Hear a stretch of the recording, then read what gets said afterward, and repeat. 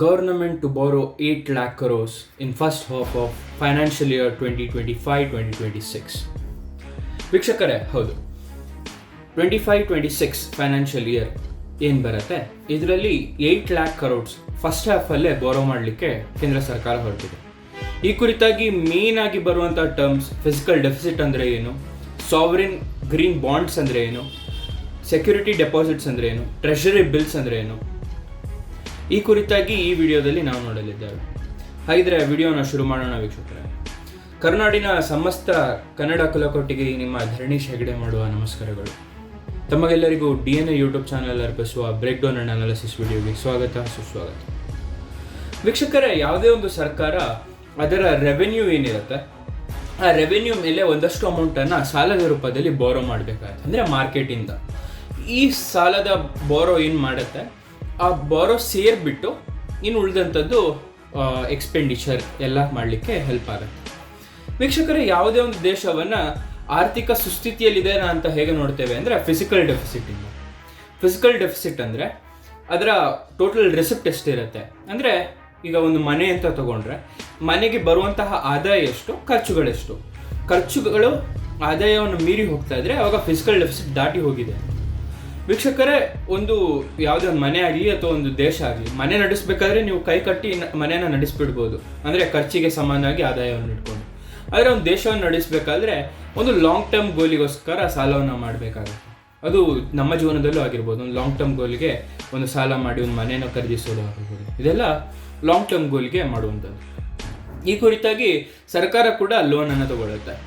ಈ ವರ್ಷದ ಬಡ್ಜೆಟ್ನಲ್ಲಿ ಹೇಳಿದ್ದಾಗೆ physical year 2026ಗೆ 14,82,000 14.82 lakh crores ಏನಿದೆ ಇದನ್ನು ಬೋರೋ ಮಾಡ್ತೇವೆ ಅಂತ ಹೇಳಿದ್ರು. ಇದರ ಮೊದಲ ಹಂತ ಅಂದರೆ ಫೈನಾನ್ಷಿಯಲ್ ಇಯರ್ನಲ್ಲಿ ಮೊದಲ ಅರ್ಧ, ಎರಡನೇ ಅರ್ಧ ಅಂತ ಹೇಳ್ತೇವೆ. ಫಸ್ಟ್ ಹಾಫ್, ಸೆಕೆಂಡ್ ಹಾಫ್, ಮತ್ತು ಕ್ವಾರ್ಟರ್ಸ್ ಕೂಡ ಹೇಳ್ತೇವೆ. 4 ಕ್ವಾರ್ಟರ್ ಆಗಿ ಡಿವೈಡ್ ಮಾಡ್ತೇವೆ. ಆ್ಯಕ್ಚುಲಿ ನೀವೀಗ ನಾರ್ಮಲ್ ಇಯರನ್ನು ನಾವು ಇಯರ್ ಅಂತ ತಗೊಳ್ಳಲ್ಲ, ಏಪ್ರಿಲ್ ಟು ಏಪ್ರಿಲ್ 1 ಇಯರ್ ಅಂತ ತಗೊಳ್ತೇವೆ.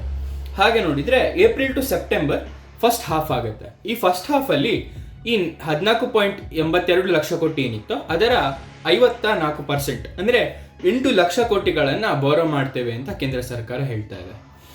ಈ 8 ಲಕ್ಷ ಕೋಟಿಗಳನ್ನು ಹೇಗೆ ತರ್ತಾರೆ ಅಂತ ನೋಡಿದರೆ, ಈ ಮೊದಲ ಅರ್ಧ ಏನಿದೆ ಅಂದರೆ ಫಸ್ಟ್ ಹಾಫ್ ಏನಿದೆ ಇದನ್ನು 26 ವಾರಗಳನ್ನಾಗಿ ಡಿವೈಡ್ ಮಾಡ್ಕೊಳ್ತಾರೆ.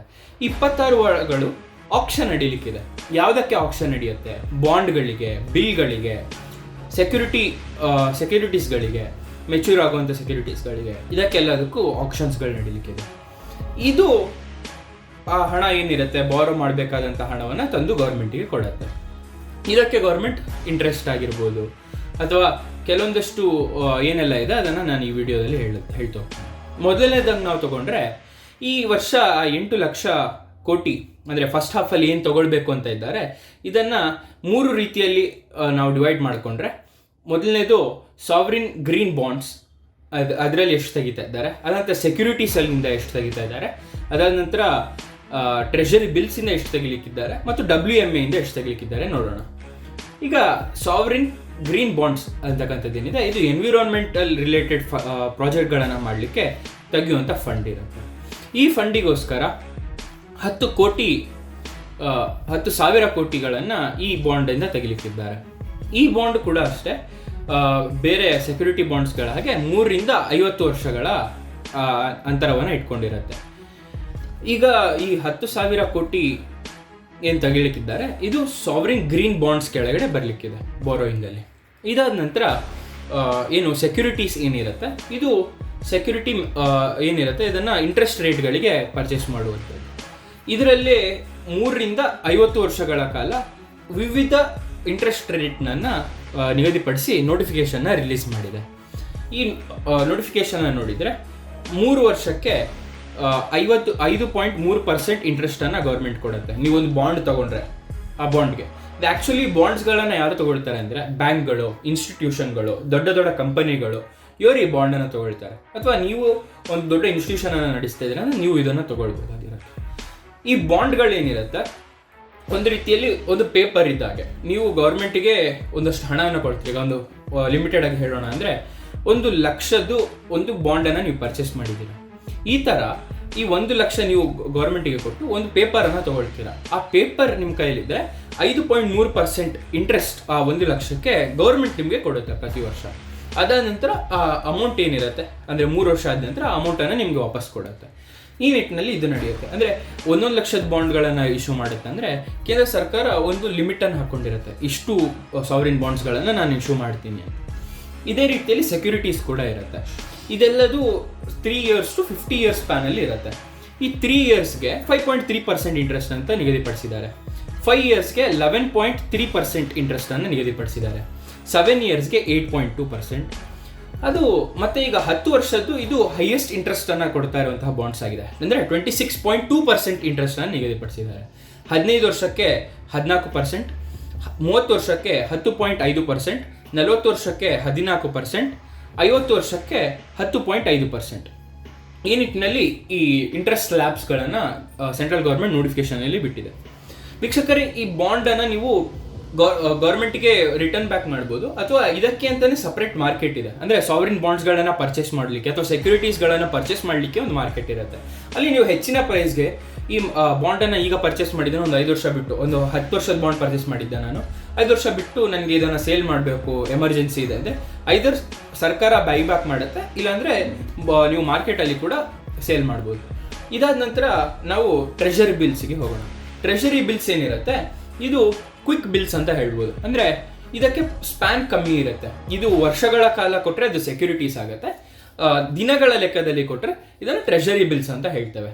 ಈ ಟ್ರೆಷರಿ ಬಿಲ್ಸಲ್ಲಿ ಕೂಡ ವೀಕ್ಲಿ ಅಂದರೆ 26 ವೀಕ್ಗಳೇನಿದೆ, ಪ್ರತಿ ವೀಕಿಗೆ 19,000 ಕೋಟಿಯನ್ನು ರೈಸ್ ಮಾಡಬೇಕು ಅಂತ ಅಂದಾಜನ್ನು ಹಾಕೊಂಡಿದ್ದಾರೆ. ಹಾಗೂ ಏಪ್ರಿಲಿಂದ ಜೂನ್ ಒಳಗಡೆನೆ 2,47 ಲಕ್ಷ ಕೋಟಿಯನ್ನು ರೈಸ್ ಮಾಡಬೇಕು ಟ್ರೆಷರಿ ಬಿಲ್ಸಿಂದ ಅಂತ ಹೊರಟಿದ್ದಾರೆ. ಈ 19,000 ಕೋಟಿ ಪ್ರತಿ ವಾರ ಏನು ಅನ್ಕೊಂಡಿದ್ದಾರೆ, ಇದರಲ್ಲಿ ಮತ್ತೆ ಡಿವಿಷನ್ ಇದೆ. ಇದರಲ್ಲಿ ಮೊದಲ 9,000 ಕೋಟಿ 91 ದಿನಗಳ ಬಾಂಡ್ ಆಗಿರುತ್ತೆ. ಅಂದರೆ 91 ದಿನಗಳ ತನಕ ಇದಿರುತ್ತೆ. ಅದಾದ ನಂತರ ಅದನ್ನು ಗೌರ್ಮೆಂಟ್ ಬೈಬ್ಯಾಕ್ ಮಾಡುತ್ತೆ. ಇದು ಅವರ ಏನು ಹೇಳ್ತಾರೆ, ಸರ್ಕಾರದ ಅಮೌಂಟ್ ಫ್ಲೋ ಆಗ್ತಾ ಇರಬೇಕಲ್ಲ, ಅದಕ್ಕೆ ಅದು ತಗೊಳ್ಳುವಂಥದ್ದು ಟ್ರೆಷರಿ ಬಿಲ್ಸ್. ಅಂದರೆ ಕ್ಯಾಶ್ ಫ್ಲೋ ಸರ್ಕಾರದಲ್ಲಿ ಜಾಸ್ತಿ ಇರಲಿಕ್ಕೆ ಈ ಬಿಲ್ಸನ್ನು ತಗೊಳ್ತಾರೆ. ಅದಾದ ನಂತರ 5,000 ಕೋಟಿ ಇದು 182 ದಿನಗಳಿಗೆ ತಗೊಳ್ತಾ ಇದೆ. ಅದಾದ ನಂತರ 5,000 ಕೋಟಿ ಇನ್ನೊಂದು, ಅದನ್ನು 364 ದಿನಗಳಿಗೆ ಇಶ್ಯೂ ಮಾಡ್ತಾ ಇದೆ. ಈ ನಿಟ್ಟಿನಲ್ಲಿ ನೋಡಿದ್ರೆ 19,000 ಕೋಟಿ ಪ್ರತಿ ವಾರ ಹೈರ್ ಮಾಡಲಿಕ್ಕಿದೆ, ಅಂದರೆ ಇಂಟ್ರೆಸ್ಟಿಗೆ ತಗೊಳ್ಳಿಕ್ಕಿದೆ. ಇದಾದ ನಂತರ WMA ಅಂತ reserve bank of India release ಮಾಡುತ್ತೆ. WMA ಅಂದರೆ ಏನು ವೀಕ್ಷಕರೇ? WMA ಅಂದರೆ ವೇಸ್ ಆ್ಯಂಡ್ ಮೀನ್ಸ್ ಅಡ್ವಾನ್ಸಸ್ ಅಂತ. ಇದು ಸರ್ಕಾರ ಯಾವಾಗಲೂ ರೆಸಿಪ್ಟ್ಸ್ ಇನ್ಅಂಟೇಕ್ ಮಾಡ್ತಾನೆ ಇರುತ್ತೆ. ಅಂದರೆ ರೆಸಿಪ್ಟ್ಸಲ್ಲಿ ನಾವು ಇಂಟ್ರೆಸ್ಟ್ ಕಟ್ಟೋದಾಗಿರ್ಬೋದು ಅಥವಾ ಬೈಬ್ಯಾಕ್ ಮಾಡುವಂಥದ್ದಾಗಿರ್ಬೋದು, ಇದು ನಡೀತಾ ಇದ್ದರೆ ಒಂದು ಕ್ಯಾಶ್ ಫ್ಲೋ ಇರಬೇಕು. ಅಂದರೆ ಸಡನ್ಲಿ ಯಾರೋ ಇನ್ನೂ ಕೊಡಲಿಲ್ಲ, ಆದರೆ ಇಲ್ಲಿ ಪೇ ಮಾಡಬೇಕು ಅಂತ ಆದಾಗ ವೇಸ್ ಆ್ಯಂಡ್ ಮೀನ್ಸ್ ಅಡ್ವಾನ್ಸಸ್ ಮುಂದೆ ಬರುತ್ತೆ. ಇದು RBI ಇಶ್ಯೂ ಮಾಡುತ್ತೆ. ಇದು ಅಂದಾಜು 1.5 ಲಕ್ಷ ಕೋಟಿಗಳನ್ನು ನಿಗದಿಪಡಿಸಲಾಗಿದೆ. ಇದು ರೆಪೋ ರೇಟ್ ಅನುಸಾರ ಇದರ ಇಂಟ್ರೆಸ್ಟ್ ಇರಲಿಕ್ಕಿದೆ. ರೆಪೋ ರೇಟ್ಸ್ ಏನಿದೆ ಕಮ್ಮಿ ಆಯಿತು ಅಂತ ಹೇಳಿದ್ನಲ್ಲ 5.25ಗೆ, ಇದರ ಅನುಸಾರ ಇಂಟ್ರೆಸ್ಟ್ ಬರಲಿದೆ. ಇದರಲ್ಲಿ ನಾವು ನೋಡಬೇಕಾದ್ರೆ ಈ ಟ್ರೆಷರಿ ಬಿಲ್ಸ್ ಏನಿರುತ್ತೆ ಇದು ದಿನಗಳ ವೈಸ್ ಆಗಿರೋದ್ರಿಂದ ಇದರಲ್ಲಿ ನೀವು ಕೂಡ ಇನ್ವೆಸ್ಟ್ ಮಾಡಬಹುದು. ಅಂದರೆ ಈಸಿ ಟು ಆಕ್ಸೆಸ್ ಇರುತ್ತೆ. ಈ ವೀಕ್ಲಿ ಆಪ್ಷನ್ಸ್ ಏನಿರುತ್ತೆ ಗೌರ್ಮೆಂಟ್ ಇದು ಫೈನಾನ್ಷಿಯಲ್ ಡಿಪಾರ್ಟ್ಮೆಂಟ್ ಇದು, ಅದರಲ್ಲಿ ಭಾಗವಹಿಸಿ ಅದರಲ್ಲಿ ಹೈರ್ ಮಾಡುವಂಥದ್ದು, ಇದನ್ನು ಪಡ್ಕೊಳ್ಳುವಂಥದ್ದು ಇರುತ್ತೆ. ಈ ಕುರಿತಾಗಿ ಈ 8 ಲಕ್ಷ ಕೋಟಿಗಳನ್ನು ಹೇಗೆ ರೈಸ್ ಮಾಡ್ತೇವೆ ಅಂತ ಸರ್ಕಾರ ಹೇಳ್ಕೊಂಡಿದೆ. ಅಂದರೆ 54%ಗೆ. ಈ ನಿಟ್ಟಿನಲ್ಲಿ ನೀವು ನೋಡಿದರೂ ಕೂಡ ಸುಮಾರು ಬಾರೋಯಿಂಗನ್ನು ಕಮ್ಮಿ ಮಾಡ್ಕೊಳ್ತಾ ಇದ್ದಾರೆ ಅಂತಲೇ ನಾವು ಹೇಳ್ಬೋದು.